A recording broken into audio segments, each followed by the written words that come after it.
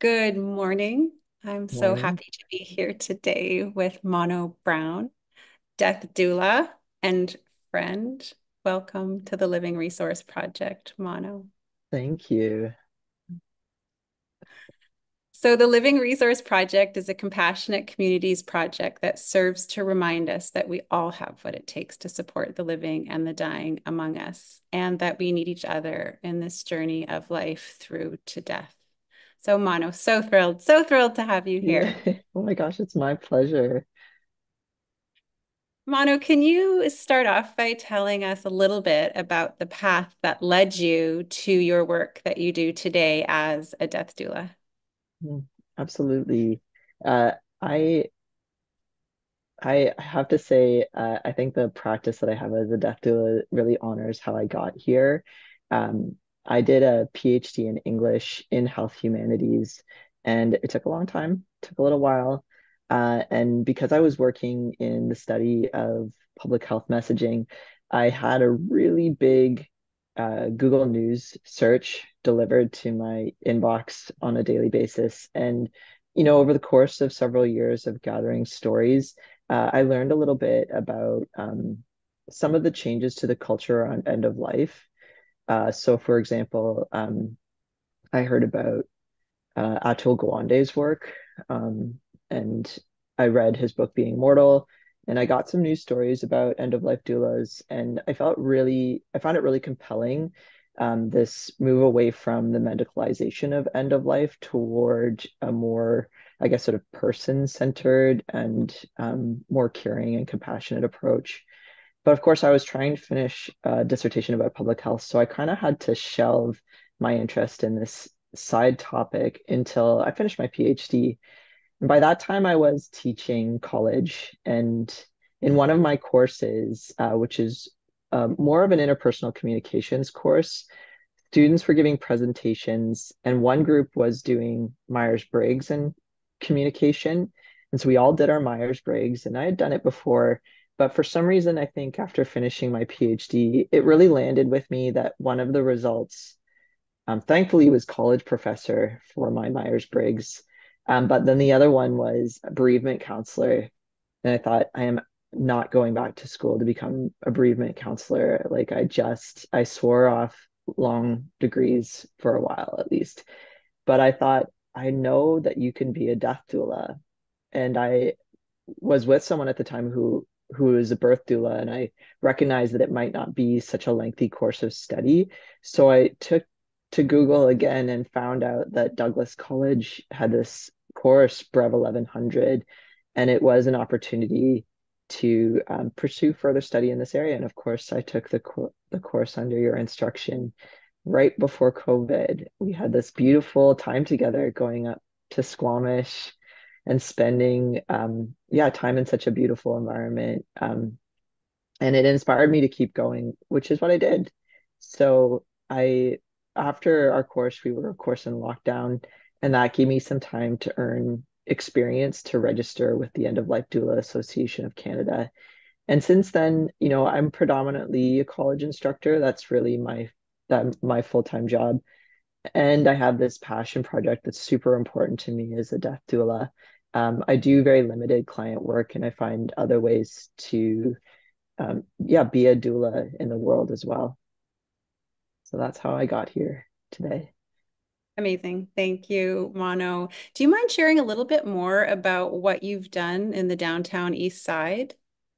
Yeah, that's one example of, one of the ways that I try to practice this work as a passion project. So I think it was the year before last that I was approached by someone Danielle LaFrance, who works at the Carnegie Branch Library and who had started this Vancouver Death Care Initiative that's ongoing.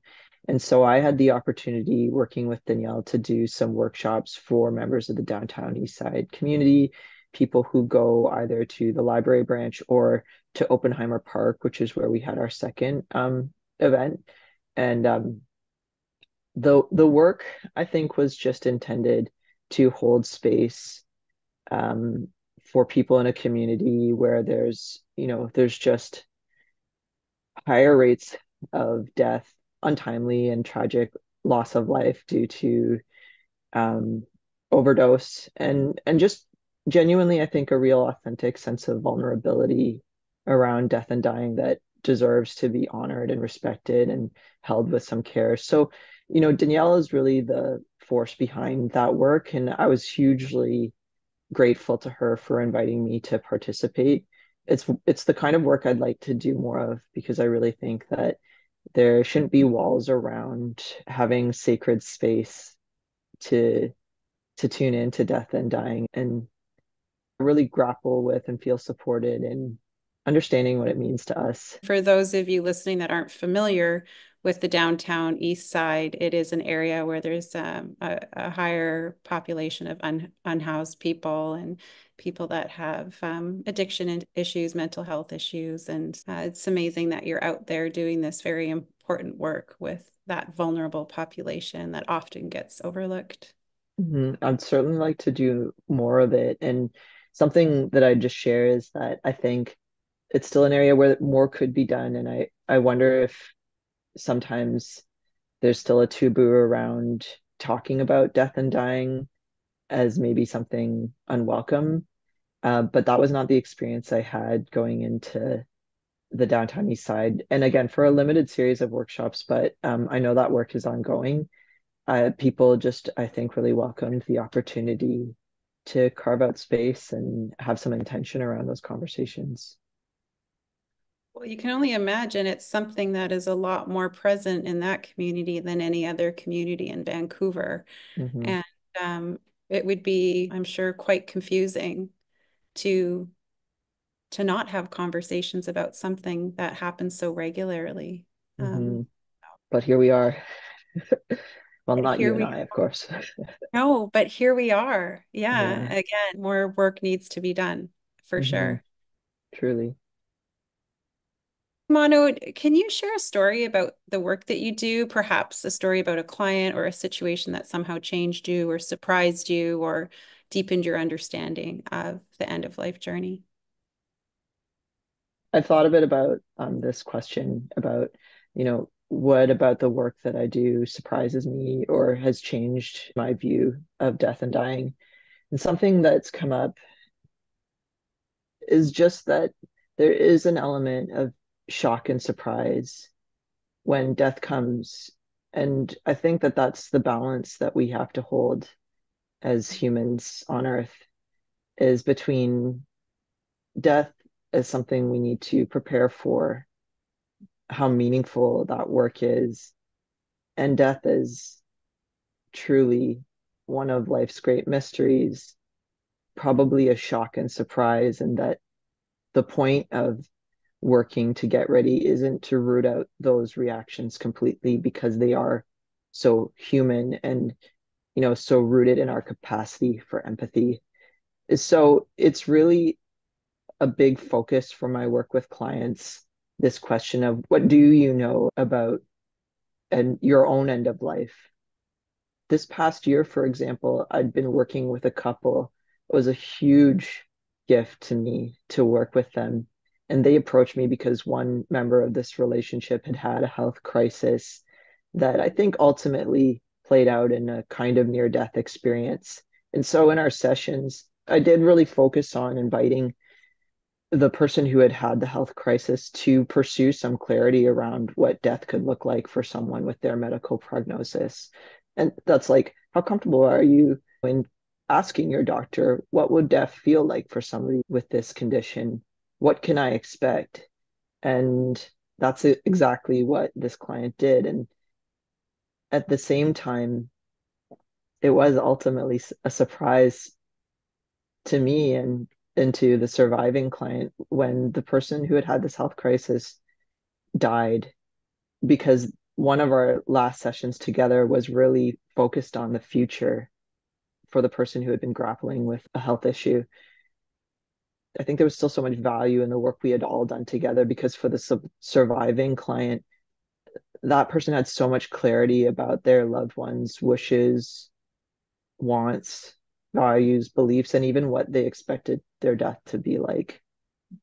So for me, I've really come to appreciate that I'm not supposed to be the expert in how to remove the shock and surprise of death. That I have, these are the things that I hold and balance in this work, is that it's enormously valuable to carve out the time to approach end of life with intention. But the point is not to not be shocked and surprised by it, because that's where our humanity resides. I love that. And that's the part that, especially in this culture, that we're not good with. That part we can't control, that mystery, the wonder. And I love that you really honor that part of the work, because I think to do this work well, you do need an enormous amount of humility. And almost in a practical sense, like a change management approach. Like, Yeah. this is what we can change. Like you did, that very wise of you to guide your client to ask the medical team those specific questions, to get information, to be prepared. So the things that we can do and can change, and get really clear on putting our energies there. And then also just that beautiful naming of the things that we can't, and just doing what we can to accept those things as things Mhm. that we can't change, and try to veer the energy towards the things that we can. I really think that's an important thing to consider, because I see a lot of people engaging in this work really heavy on the planning side of things, which is so important, so important. Mhm. But there also, like you said, has to be this balance of the unpredictability of the nature of this journey. Yeah, and I think even as a doula, like I'm not impervious to that sense that if it was a shock or a surprise, I've done something wrong. Yeah. I think clients and loved ones feel that too. And it's like, you haven't done anything wrong. This is a powerful force. It's bigger, greater than you are. And to embrace those feelings of shock and surprise is human feelings that keep us connected to the people that we've lost. You find a lot of the work you do is about validating, normalizing, maybe even cheerleading, telling people that they're doing a good job, they've got this. Does that land with you? Yeah, I like to remind clients of the value that I take from our sessions, because I think that that helps them feel more confident too in saying this was valuable. Like I want to point out, and I don't know if this resonates with you, but a lot of clients when they share with, like, beyond their own work with me, when they share with others I'm working with a death doula, they really, I think they have to explain or justify what exactly they're up to. And so we have to work together to really nurture a sense of the value of the work that we're doing. Yeah, it is. It's different kind of work, because a lot of it is about being, like being there, being a calm, neutral presence, creating space for conversations. And it's not as, what's the word I'm looking for? Measurable as a lot of other things, Mhm. and yet I find that you can feel it. I mean, you feel it, people you support feel it, the shift away from worry or overwhelm, even if it's just a bit, just because of having that space to talk about what often isn't given space to talk about. Totally. I wish people understood that it's almost like a flow state. I think there's an inclination in us toward examining death. So, but I mean, not for everyone, like, but in the, yeah, when it's done with intention, that sometimes I do feel I'm in a kind of flow state working with clients. What you're Oh, talking about, that shift, yeah, I feel it too. yeah. Mono, if there was one thing that you would like the dying and their people to know, I know this is a big one. If there was one thing, what would it be? Do I sound like a broken record when I say that shock and surprise are part of the process? Because that's the thing I've had to interrupt a little bit, is the sense that if a death feels shocking or surprising, then the people affected by it were unprepared. And I just don't know that I think that that's true anymore. But I will say that in addition to embracing the shock and surprise, it has helped me enormously to have even the smallest, simplest rituals to practice to feel more agency around death and dying. So that can be something as small as asking someone who's lost someone what's their name and then saying it, just saying someone's name, having a candle and lighting it to invite someone you've lost into your presence and into your day. I feel that those are the end of life equivalents of what touching the doorknob or just putting on your gym clothes, like the smallest and simplest acts can restore our agency in a context where we're discouraged from being even curious about death.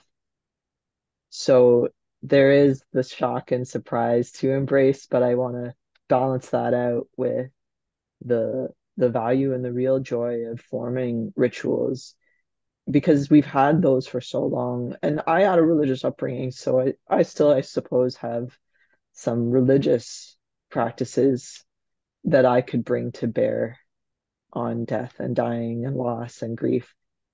And I can create them too. And I think if you look to some of the research, that it's confirmed that even personal or invented rituals are equally of value. I love that. And for those of you listening, I find often ritual and ceremony, those words can be a barrier in and of themselves, because I know for myself, when I started learning about the power of ritual and ceremony at end of life, I, in my mind, thought that that was for someone that was more qualified to do. Yeah. So I love that you gave those real world examples of just asking for a name or lighting a candle. So a ritual being simply an action with an intention, and Mhm. a ceremony just being a number of rituals. I love that. And Mono, just curious, if I'm going to put you on the spot, Do it. what would you say are the benefits of ritual? I mean, you've talked about agency. Does anything else come to mind? They are an antidote to despair. Um, we are, I mean, maybe I'm just projecting, but I think we are a species prone to rumination.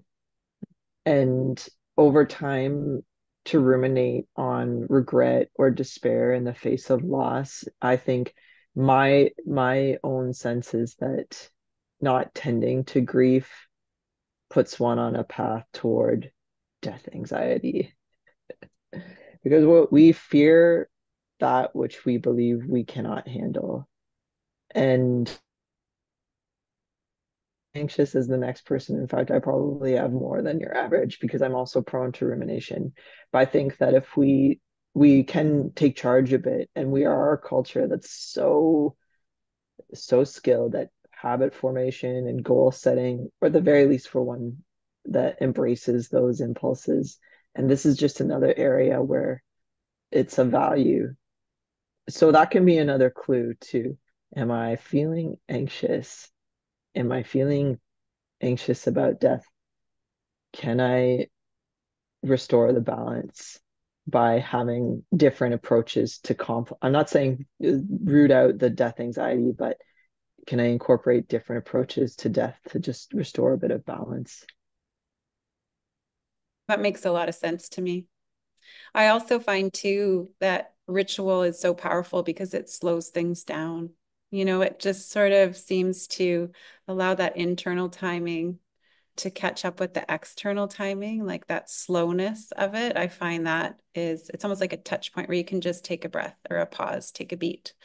Okay, Mono, what are you dreaming into? If you think of the future, if you think of what's on the horizon when it comes to death care, what do you think is needed? How do you see us meeting death with more acceptance and grace in the future? Yeah, wow, this is the one that I feel a little unprepared for.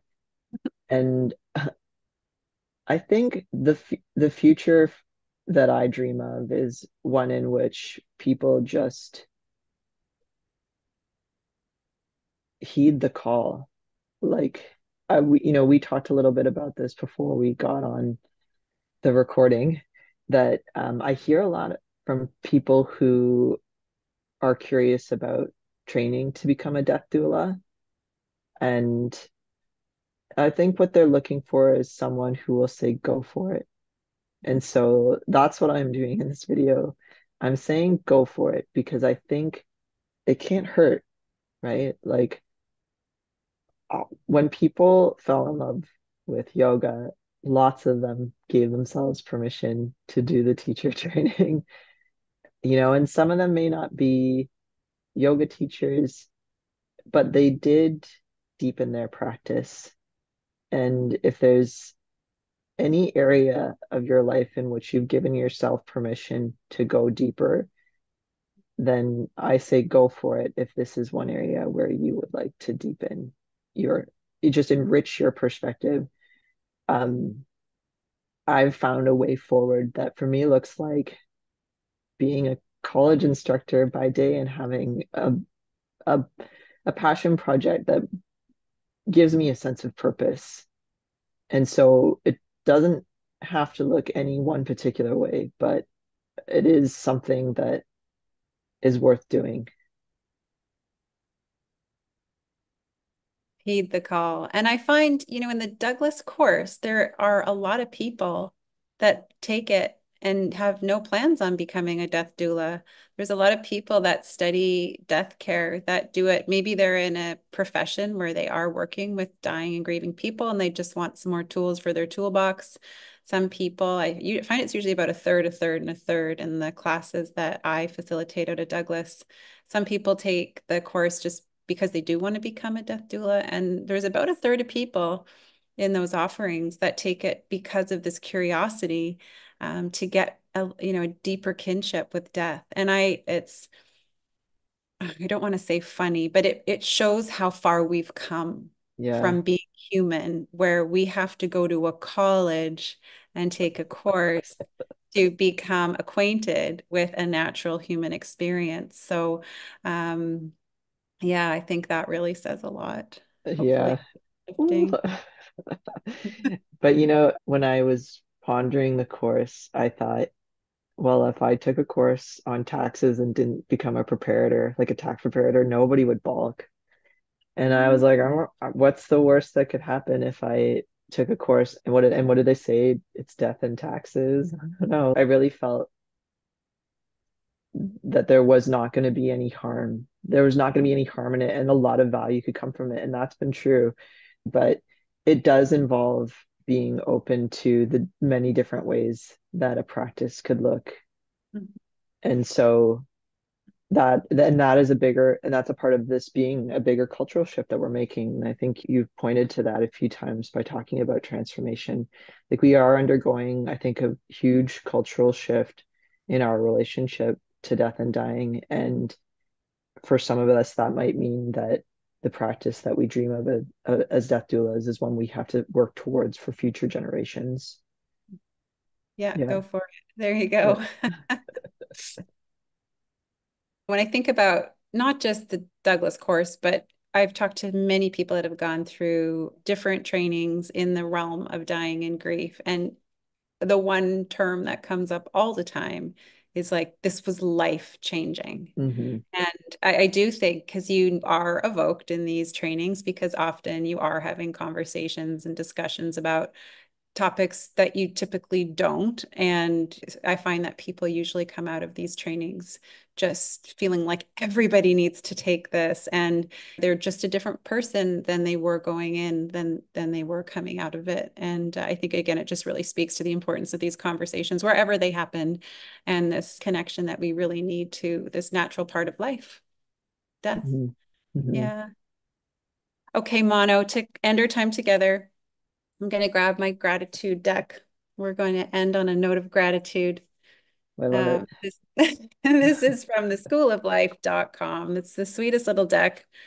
There's some beautiful images on the one side of the cards and then little notes on gratitude on the back. So I'm going to pull us a card. All right, what do we got here? Okay, this looks like some folks who are having a good time. They're having a laugh. And it says, it isn't what happened to us that counts, but how we choose to tell the story. Mhm. I think that's fitting. I think it's fitting too. Well, thank you so much, Mono, for being here. I really appreciate you and the important work you do. And I'm grateful that you've given your time to support this project. If you want to learn more about Mono Brown and the work they do, you can visit the show notes at www.nwell.com. Yeah, anything to say to feel complete, Mono? Oh, thank you so much, Tracy. It was awesome to be with you today. I mean, you're such a big part of this community here in the Lower Mainland, what we call Vancouver, and you've been a life-changing person on my journey. So I'm really grateful to you. Received. Thank you. Until we meet again. Absolutely. Yes. Bye for now, Mono.